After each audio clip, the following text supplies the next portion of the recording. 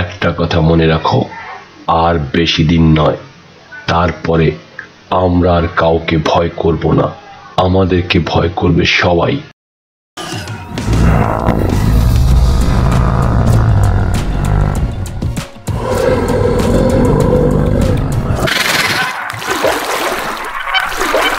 বজ্জাত কুমির, আজকের এই দিনটা স্মরণ রাখিস। এই নিয়ম পাল্টাতে হলে আগের রাজাকেই পাল্টাতে হবে। জঙ্গল যুদ্ধ, এটা একটা 3D অ্যানিমেশন শর্ট মুভি। এই গল্প এবং সমস্ত চরিত্র কাল্পনিক। এই গল্প শুধু বিনোদনের জন্য তৈরি। একটা জঙ্গলের রাজা সিংহ এবং সিংহের ছোট ভাই তার বড় ভাইকে কোনো মতেই রাজা হিসেবে মেনে নিতে পারে না। সিংহরাজ তার উত্তরাধিকারী হিসাবে এই জঙ্গলের রাজা হয়েছে, কিন্তু ছোট ভাই এই বিষয়টা কোনো মতেই মেনে নিতে পারে না। তাই বিভিন্ন সময় বিভিন্নভাবে সিংহরাজের বিরুদ্ধে ষড়যন্ত্র লিপ্ত থাকে। কোনোভাবেই যখন সে সফল হতে পারছিল না, তখনই সে পাশের জঙ্গলের কাল্লুবাঘার সঙ্গে হাত মিলিয়ে এই জঙ্গলের রাজা হতে মরিয়া হয়ে পড়ে। মহারাজ, বড়ই দুঃসংবাদ, ছোট সিংহ কোনো মতেই এখানে আসতে রাজি নয়। আমার মনে হয় ছোট সিংহ কাল্লুবাঘার সাথে হাত মিলিয়েছে। ছোট সিংহ অসুস্থর কথা বলে এখানে আসার ব্যাপারে না করে দিয়েছে। শিয়াল মশাই, এ পর্যন্ত ছোট সিংহের সমস্ত অন্যায় আমি ক্ষমা করে দিয়েছি, কিন্তু আজ সে তার সীমা অতিক্রম করে ফেলেছে।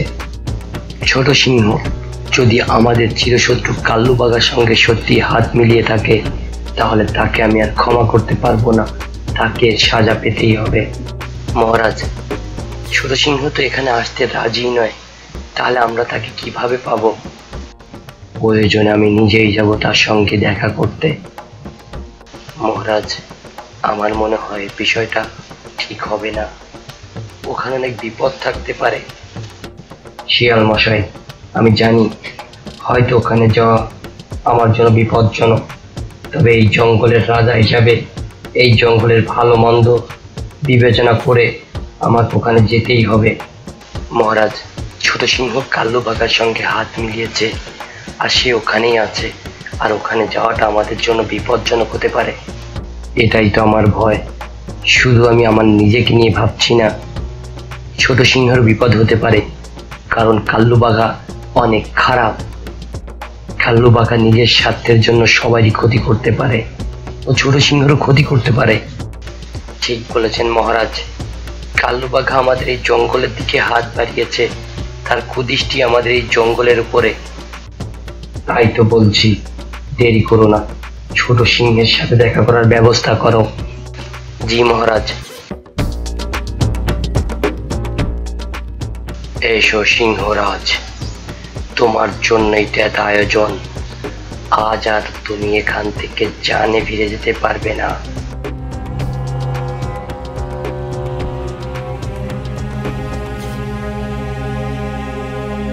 এই ব্যাপারটা কাল্লুবাঘাকে জলদি জানাতে হবে। সিংহরাজ আমাদের বিপদ সীমার মধ্যে পা দিয়েছে।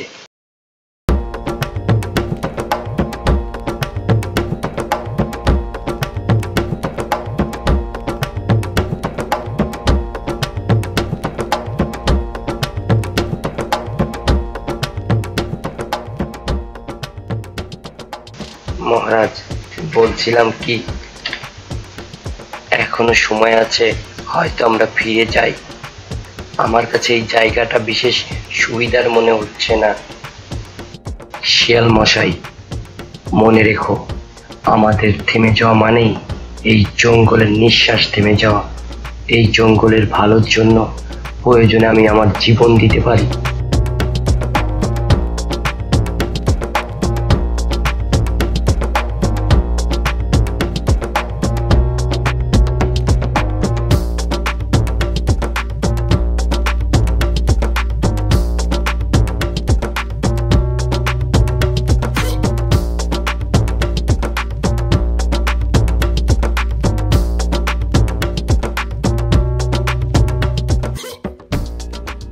ছোট সিংহ, তোমাকে খুঁজতে খুঁজতে আমাকে এখানে আসতে হলো।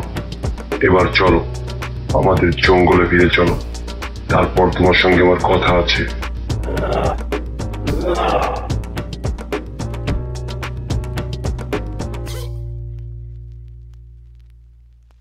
আমি জঙ্গলে ফিরে যেতে পারবো না, আর আমি তখনই জঙ্গলে ফিরে যাব জঙ্গলে যখন আমি আমার ইচ্ছা মতো চলতে পারবো। ছোট সিংহ, জঙ্গলে তুমি স্বাধীন, আমাদের জঙ্গলে আমরা বসবাস করব, আর ওখানে তুমি তোমার স্বাধীনতা উপভোগ করবে। স্বাধীনতা? কিসের স্বাধীনতা? এটা করো না, ওটা করো না, এ শিকার করতে পারবো না, ওকে শিকার করতে পারবো না, এভাবে হতে পারে না। ছোট সিংহ, ভুলে যেও না, আমাদের পূর্বসূরি থেকে এই জঙ্গলের রাজা আমরা, আর আমরা চাইলেই এই জঙ্গলের যা খুশি তাই করতে পারি না। অনেক কিছু হিসাব কিতাব করে আমাদের চলতে হয়। মানি না পূর্বপুরুষের হিসাব। পূর্বপুরুষের হিসাব তুমি মানতে পারো, কারণ পূর্বপুরুষের হিসাব মতে তুমি ওই জঙ্গলের রাজা, আর আমি এটা কখনোই মেনে নিতে পারিনি। আমি তখনই ওই জঙ্গলে প্রবেশ করব যখন আমি ওই জঙ্গলের রাজা হব। ছোট সিংহ, তুমি তোমার সীমা অতিক্রম করছো। ছোট সিংহ নয়, সীমা তো তুমি অলরেডি অতিক্রম করে ফেলেছো সিংহরাজ। কাল্লু বাঘা, কি বলতে চাও তুমি? বলতে চাই, তুমি যেখানে দাঁড়িয়ে আছো ওটা কাল্লুবাগার সীমানা, আর এই কাল্লুবাগার সীমানায় আজ তোমার জীবনের শেষ দিন হবে। তুমি হয়তো সিংহরাজকে চেনো না। সিংহরাজকে মারা এতটা সহজ নয়। তুমি আমার সহজ সরল ভাইটাকে লোভ দেখিয়ে কি করতে চাও আমি সেটা ভালো করেই জানি। আমি তোমার ভাইয়ের কাছে যাইনি, তোমার ভাই আমার কাছে এসেছে, এবং অবশেষে তুমি এসেছো। আর তুমি আমাদের ভিতরের আইন ভঙ্গ করেছ, অতএব আজ তোমাকে এই জঙ্গলেই মরতে হবে। কাল্লু বাঘা, তোমার এত বড় দুঃসাহস, তুমি সিংহরাজকে মৃত্যুর হুমকি দাও? হ্যাঁ সিংহরাজ, তুমি হয়তো আমার ক্ষমতা সম্পর্কে ধারণাই নেই। একটু পিছনে চেয়ে দেখো, তোমার মৃত্যু তোমার সামনে দাঁড়িয়ে আছে।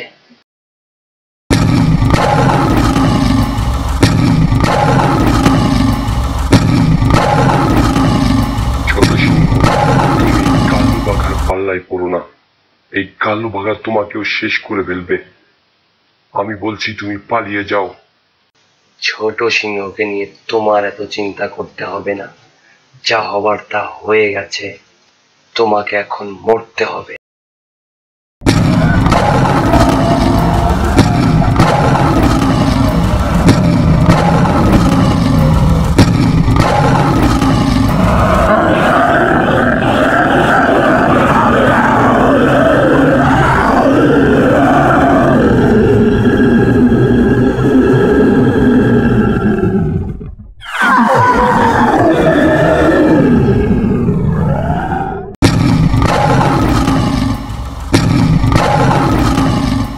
তারপর যখন সিংহরাজ সাগরে পড়ে যায়, আর তারা তাকে মৃত ভেবে সিংহরাজের জঙ্গল দখল করে, আর তারপর থেকে জঙ্গলের সমস্ত পশু পাখির জীবনে নেমে আসে ভয়ঙ্কর বিপদ।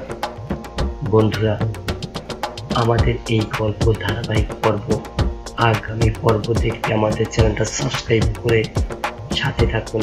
হ্যাঁ বন্ধুরা, লাইক কমেন্ট করতে পাশে থাকুন।